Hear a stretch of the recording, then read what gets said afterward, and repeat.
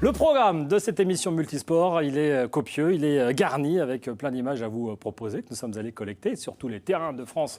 Et on s'arrêtera là. Du basket avec le CEP Lorient. Qu'est-ce donc que cela, cette discipline étrange où l'on s'empile comme ça devant tout le monde? Eh bien, on en parle dans un instant. Là, ça roule, ça, oui, là, c'est du roller, c'était facile. De quoi encore on cause? Ah, bah c'est ça, là, il n'y a pas les roulettes, mais on avance quand même. C'est du marathon, c'était à Guidel ce week-end. Et puis là, quand il y a deux roues et qu'on pédale, en général, c'est du vélo, bien gagné. C'était cela aussi, avec les Bretagnes Espoir et Élite à l'Est-Neuvin. Du tir à l'arc, là encore, en Finistère, les championnats de Bretagne tir 3D et puis des bateaux qui flottent quand on les met à l'eau. C'est ce qui arrive une fois qu'ils sont sortis de leur chantier. Et puis voilà, ça ce sera le cœur de notre partie invitée. On a le plaisir de recevoir aujourd'hui Chris Ballois, recordman du monde de vitesse à la voile handisport. Chris, bonjour. Bonjour. Merci de nous amener Frédéric Ralec. Le membre de la Société des régates de Douarnenez. Vous êtes également président du pôle Espoir Kitesurf à l'ENVSN, l'École nationale de voile et des sports nautiques à Quiberon. Et puis par ailleurs élu à la Ligue de Bretagne. Ensemble, messieurs, on va parler de kitesurf. Alors dans une partie défi, pour ce qui est de Chris, dans une partie championnat de Bretagne longue distance avec vous, Fred. Justement, ces championnats de Bretagne de longue distance de kitesurf, c'est dans 15 jours. Exact. C'est pour ça que vous êtes venu nous en parler. Alors, pour ne pas les rater, on va où, à quelle heure et en gros, qu'est-ce qui va se passer? Alors, le championnat de Bretagne, c'est le 16 et 17 juin prochain, sur la plage de l'Estrevette, commune de Plomodierne, en baie de Douarnenez. Et ça débute à 10h le samedi et ça se déroule jusqu'au dimanche 17h. Et vous avez jeté un œil sur les fichiers météo? La météo n'est pas facile, Chris peut en témoigner également, mais c'est vrai que les fichiers sont un peu dans l'autre sens parce qu'on a du nord-est depuis bientôt 15 jours et ce n'est pas forcément les secteurs de vent qui nous intéressent. Pourvu que ça tourne, vous en serez le parrain de ces championnats de Bretagne, Chris, alors que vous êtes par ailleurs parrain déjà du club de la Société des régates de Douarnenez. Pourquoi on parraine ce genre de rendez-vous ? Alors on parraine ce genre de rendez-vous pour montrer que le kite est ouvert à tous en fait. L'idée c'est ça, c'est de montrer qu'on peut faire du kite avec un seul bras, avec une seule jambe, enfin sur plein de choses et que c'est un sport en fait qui est très très accessible et facilement. Contrairement à ce que l'on pourrait penser quand on voit certains avec deux bras et deux jambes avoir quelques difficultés. Ceci étant dit, ce sera pour la partie invitée. On va d'abord égrener nos perfs et puis on rentre dans le sujet du kitesurf dans quelques minutes. Puisque vous le savez, comme vous êtes avec nous depuis le début, nous avons le plaisir de recevoir Chris Ballois, qu'on va présenter davantage dans quelques instants, puisque son CV est aussi épais que l'annuaire de France Télécom, fut un temps. Frédéric Ralec, je le disais, de la Société des régates de Douarnenez. Vous êtes aussi responsable du pôle Espoir Kitesurf à l'ENSVN.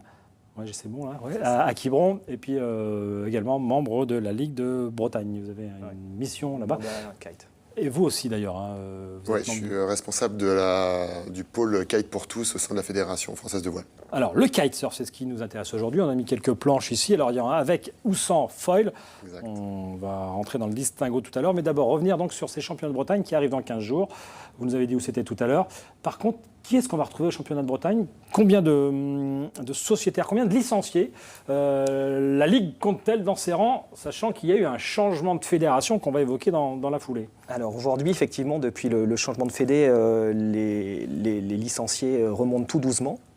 On compte à peu près en Bretagne aujourd'hui 800 licenciés kite, ce qui est vraiment très faible. C'est 50% grosso modo. Si on ne se trompe pas, il y en avait 1600 quand c'était rattaché à la Fédération française de voile libre. De vol libre. Et désormais, donc, le kitesurf a réintégré ou intégré la Fédération française de voile. Donc, il y a encore du boulot, évidemment, pour faire revenir les petits à la maison. Exactement. On est en train de tout reconstruire, donc, que ce soit au niveau de la Ligue ou au niveau de la Fédé. Structurer les écoles, la formation, la sécurité, parce qu'autour de l'activité kite, il y a énormément d'aspects sécu. Et donc, on est en train de replacer tout ça en ordre, on va dire, en ordre de marche. En ordre de marche. Quand on dit longue distance, on parle de quoi là? Alors, la longue distance, c'est des parcours qui peuvent aller jusqu'à 4000, 5000 nautiques. C'est au bon vouloir de la direction de course. Ce sont des parcours travers au vent, ouverts à tout type de format, du directionnel, du twin tip ou du foil. Parce qu'il faut aussi qu'on évoque les différents types de kite et de disciplines. Il y en a plusieurs. Vous-même, Chris, vous êtes plutôt les deux, les trois? Ouais, je pratique beaucoup. Je pratique la vitesse, la longue distance avec des planches comme celle-ci, et puis le foil qui est derrière moi. Ouais. Alors, le record, tiens, on va montrer les images du record, parce que vous êtes détenteur d'un record, celui de l'homme le plus rapide. Alors, sur quelle Sur quel type de planche? C'est celle qui est ici même, sur la table. Oui, Hein. exactement. Alors ça, c'est pas un record officiel, c'est 46 nœuds, plus de 46 nœuds en Bretagne, ce qui n'avait jamais été fait, tout support confondu. C'est très dur parce qu'on a une mer agitée en Bretagne, donc on n'a pas des plans d'eau très plats avec du vent offshore donc qui vient de terre. Et l'objectif de cet été, du mois de juillet, c'est de battre mon propre record. Donc là, ça se passe à La Palme, donc dans le sud de la France.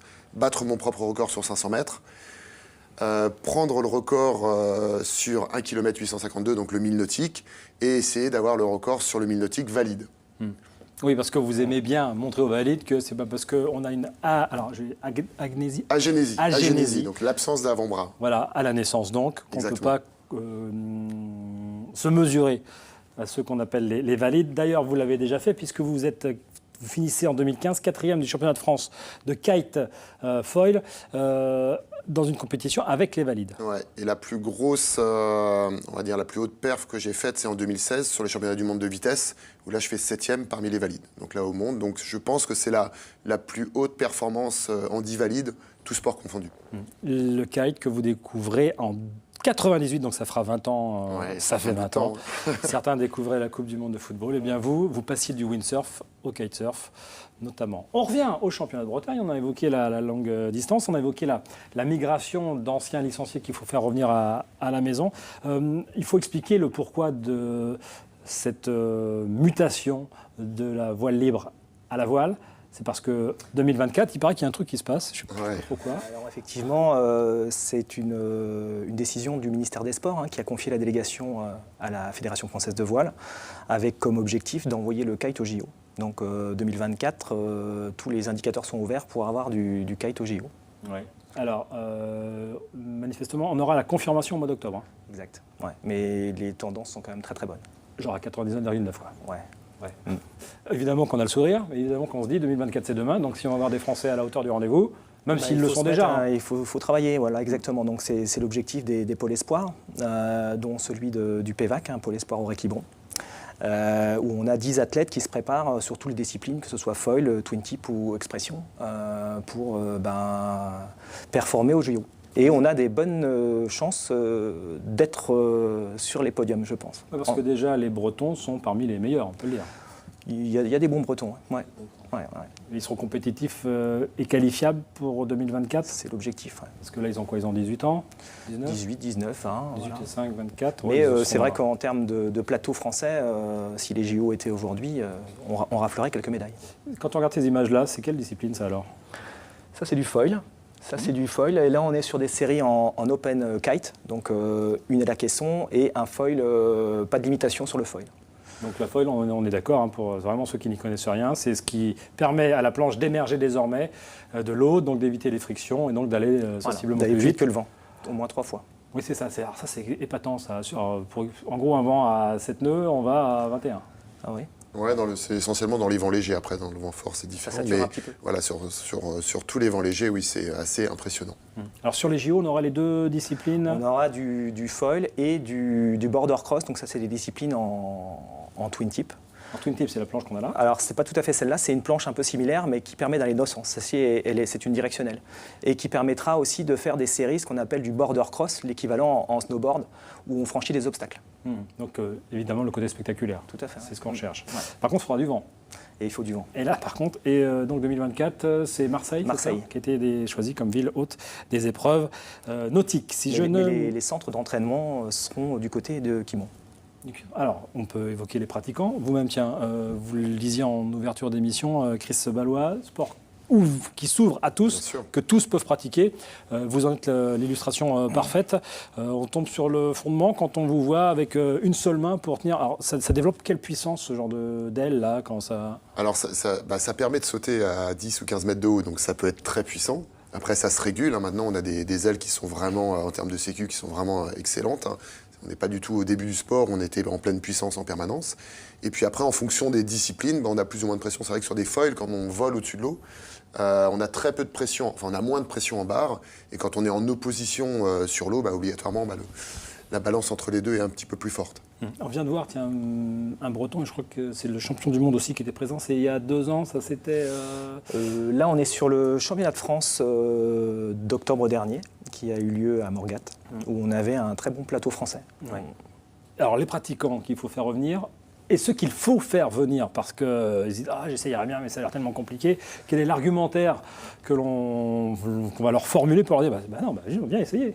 Alors effectivement, aujourd'hui, avec le Sea Kiteboarding Club, donc la section kite de la SRD, on fait beaucoup de journées découvertes, où on permet à tout le monde, monsieur tout le monde, de venir découvrir le kite, et on les oriente après vers des cours, parce que pour pouvoir naviguer en kite, il faut passer par une formation, parce que sinon ça ne serait pas très sérieux.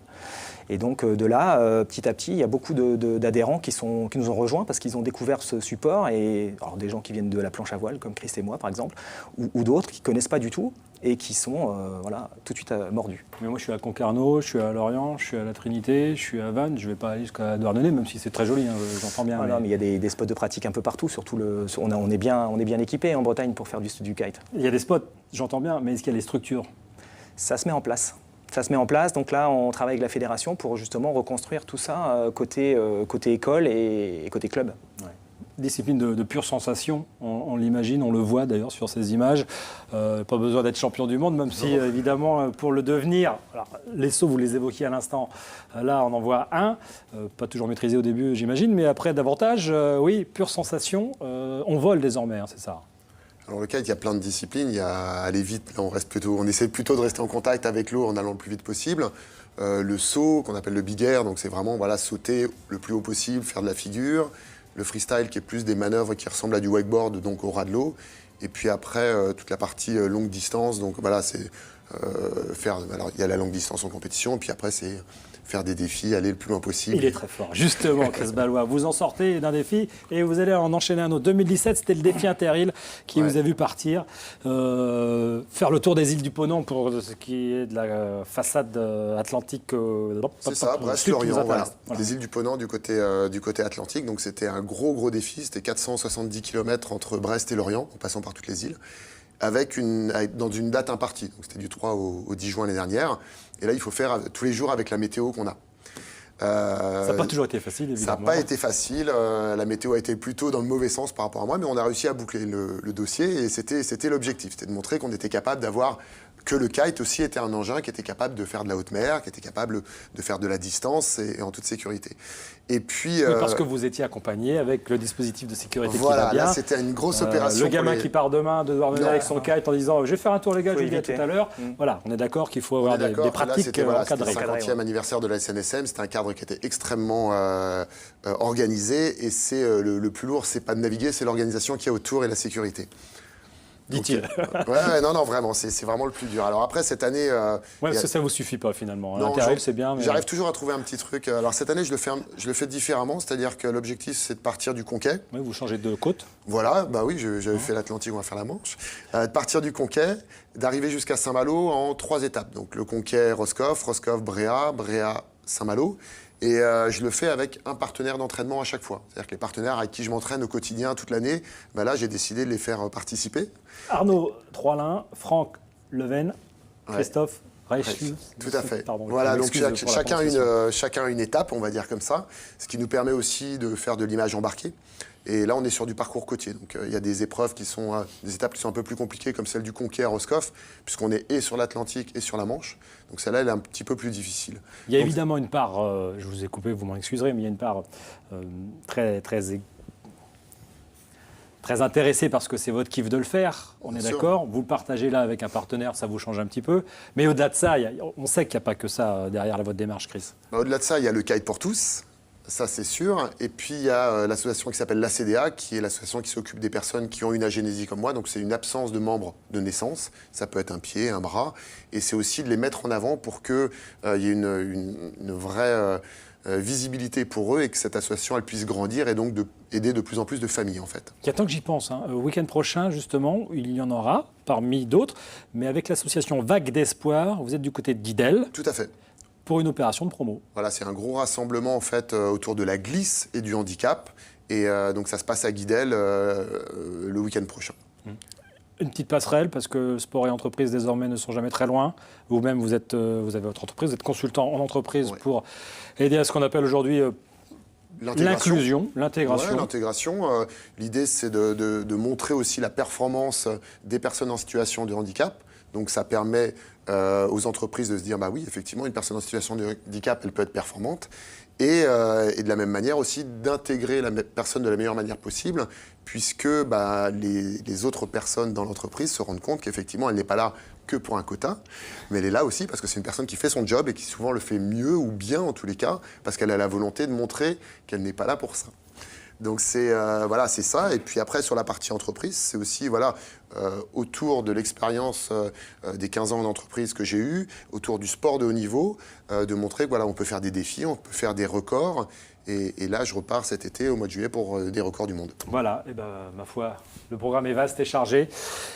C'est dans 15 jours déjà pour les championnats de Bretagne de longue distance. Couplé avec une démo en D-Kite, évidemment. Merci à tous les deux, vous l'avez compris.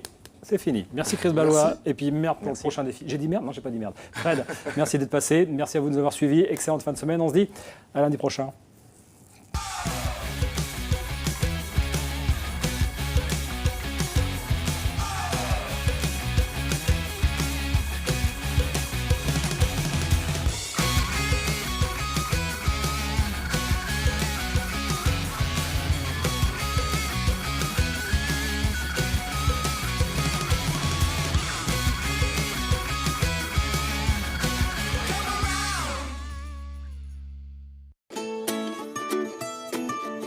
Multisport vous a été présenté par Youpi, le fruit des enfants.